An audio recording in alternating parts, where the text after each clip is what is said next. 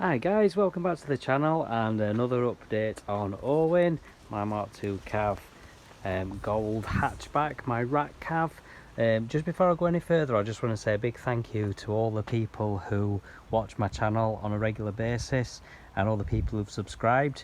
If you're new to the channel, a little bit about the channel: I've got a lot of old classic Vauxhalls and I've got my old Opel Manta, which I have got in various states of repair.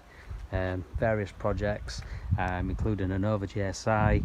I've got 3 MK2 Cavaliers. I've got a Mark1 Cavalier, Frontera. I've got a Vectra GSI over there.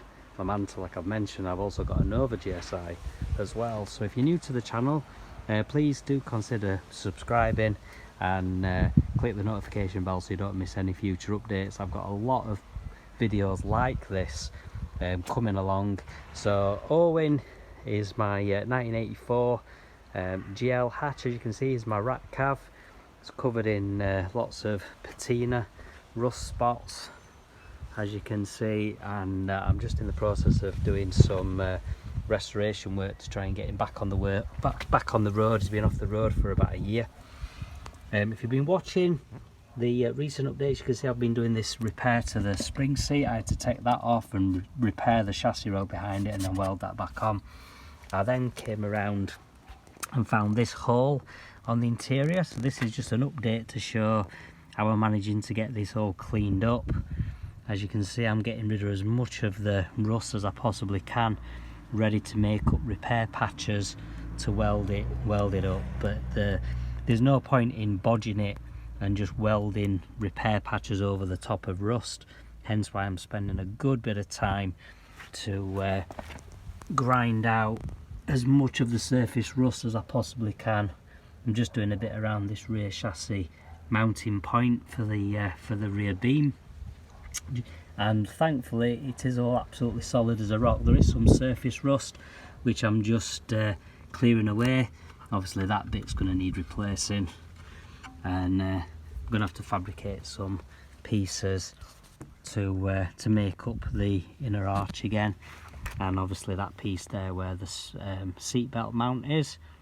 So that's what I'm on with at the moment. You may have seen in the last little video getting my Dremel working. So it's my Dremel, and sure enough it's working. So the little repair that I was showing you in the last video did actually work. Look at my old lamp, which I use for seeing what I can do under the car. Yeah, it's not exactly the perfect work lamp, but it does the job. Some of the little tools I've been using, I've got this little box of various little tools, so you can see the little small grinding heads. Been using that orange one there. Also been using this little like deburring tool. That's been brilliant. That, you know, it's a little fine tip for getting into all the little fine nooks and crannies, and that's what I'm on with at the moment. So I'm slowly getting there. As you can see, getting rid of as much rust as I possibly can, and then I'll be using some cardboard to make up some templates and then cut out nice new patches ready to weld in and get it all sorted. But yeah, I'm just trying to get rid of some of the surface rust that's down inside the chassis rail as well. Thankfully it is actually pretty solid down inside there. There's a little bit of surface rust, but I mean the car's nearly 40 year old, so it's not bad at all considering the age. So yeah, there we go guys. So just a little update just to show you where I'm getting up to. Sorry about the shaky camera work. So if you want to see progress, then please do subscribe, as I say, and notification bell, and I'll see you next time. Cheers guys, bye.